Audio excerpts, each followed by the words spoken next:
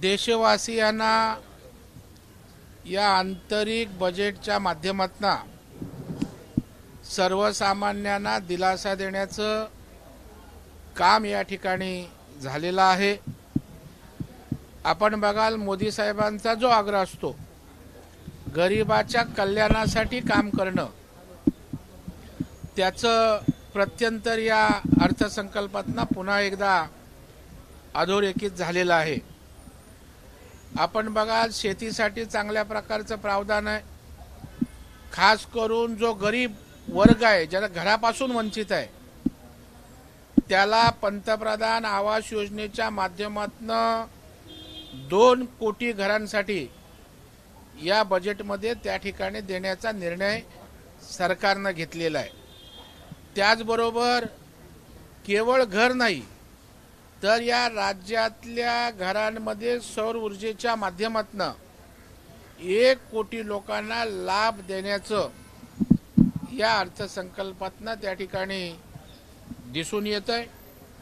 त्याचबरोबर लखपती दीदीच्या संदर्भात जेव्हा नवी मुंबईत पंतप्रधान नरेंद्र मोदी साहेब आले होते त्यावेळेला सांगितलं होतं, महिला भगिनी मोठ्या प्रमाणावर होत्या। या महाराष्ट्राच्या छत्रपतींच्या भूमीतनं जाहीर केलं होतं 3 कोटी त्या ठिकाणच्या लखपती दीदी बनतील। बोले तैसा चाले त्याची वंदावी पाऊले या उक्तीप्रमाणे त्यांनी या लखपती दीदींसाठी सुद्धा या बजेटमध्ये प्रावधान केलेलं या ठिकाणी दिसतंय।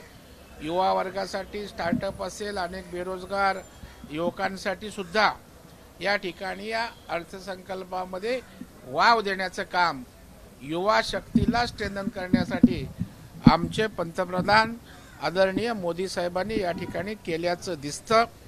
आणि त्याच्यामुळे त्यांचं जे म्हणणं आहे, खऱ्या अर्थानं या देशामध्ये जात कुठली असेल तर गरीब ही जात आहे आणि त्या गरीबाच्या कल्याणासाठी केंद्रबिंदू मानून हा अर्थसंकल्प झालाय।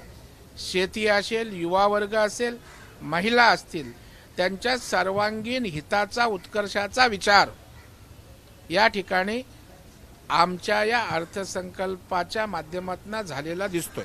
सर, तुम्ही एकीकडे म्हणतात की गरिबीसाठी हा संपूर्ण बजेट दिलेला आहे, पण दुसरीकडे रोहित पवार ईडीच्या चौकशीच्या समोर जाण्याआधीच त्यांनी म्हटलं असतं गरिबांसाठी काही या बजेटमध्ये नाही आणि या बजेटमध्ये महाराष्ट्रावर अन्याय झालेला आहे। तुम्ही प्रश्न विचारता ईडी आणि गरिबाचं कल्याण अर्थसंकल्पाचा अर्थार्थी काही संबंध नाहीये।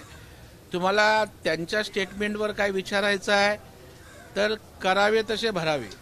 तुम्हाला आम्हाला का नाही त्या ठिकाणी ईडी बोलवत, आणि जर त्या ठिकाणी ईडीने बोलवलं तर चूक नसेल तर ते आहे त्या कागदपत्रांची पूर्तता घेऊन सोडूनही देतात।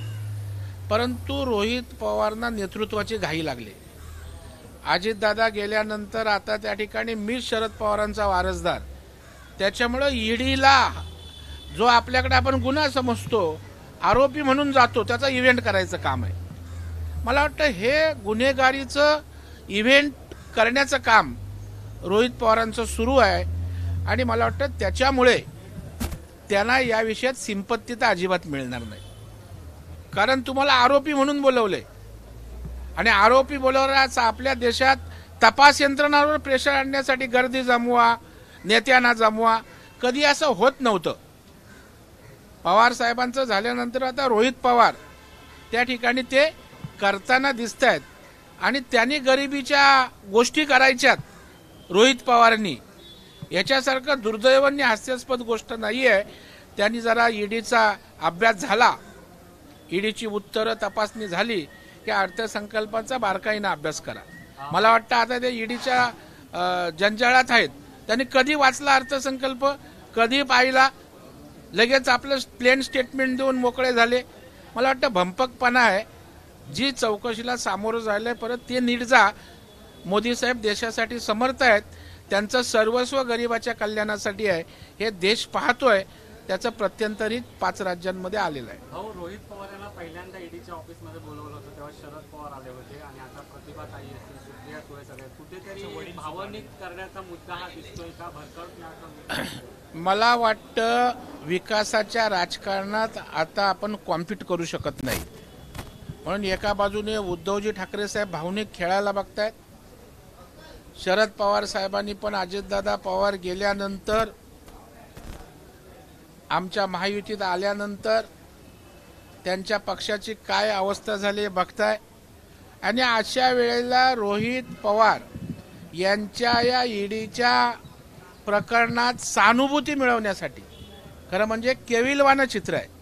पवार साहेबांना तिथे बोलवणं, प्रतिभाताई आमच्या माऊली आहेत, त्यांना याच्यासाठी रस्त्यावर उतरणं, तिथे आणणं, एवढं किळसवाणं आणि केविलवाणं राजकारण किंवा आपल्या राजकारणासाठी घरातल्या वयोवृद्ध त्या ठिकाणी आदरणीय व्यक्तींना आणणं आणि आपल्या राजकारणासाठी हट्ट आपला राजकीय पुरवण्यासाठी त्यांचा वापर करणं, याच्यापेक्षा राजकारणाचा स्तर घसरलेला महाराष्ट्रानं कधी पाहिला नाही. उद्धव ठाकरे रायगड दौऱ्यावरती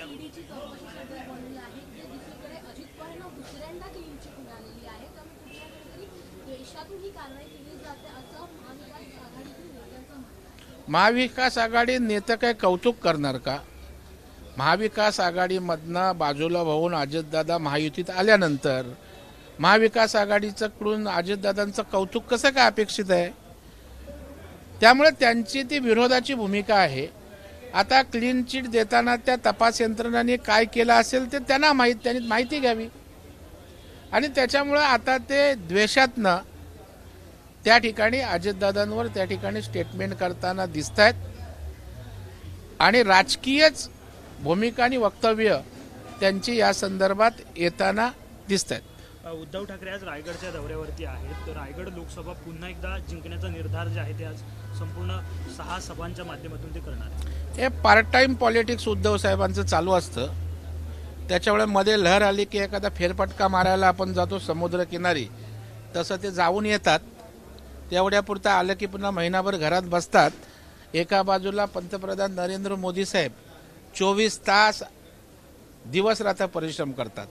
या राज्याचे नेते देवेंद्र फडणवीस साहेब दिवस रात्र काम करतात आणि त्याच्यामुळे त्या फेरफटका मारून एखाद दोन भाषणं ठोकून राजकारण करायचे दिवस संपलेत. दुर्दैवानं ते त्यांना समजत नाही. एबीपी माझा, उघडा डोळे बघा नीट.